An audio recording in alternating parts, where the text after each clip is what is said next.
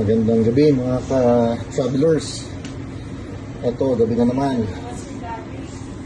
Magluluto po tayo ng fishball. Ayan, 3M fishball po yan. Yan po yung pinakamasarap na fishball po dito sa Winnipeg.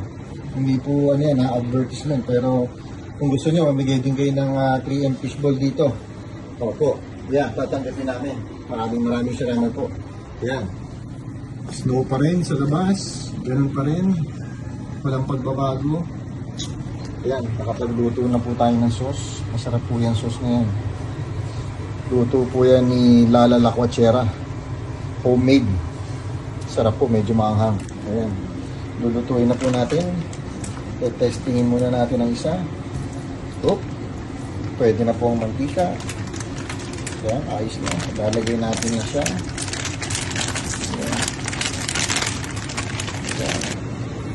So mga ka-travelers, ito na po yung final product. Ito na yung ating fishball ngayong gabi. Ayan po, galing po yan sa 3M fishball.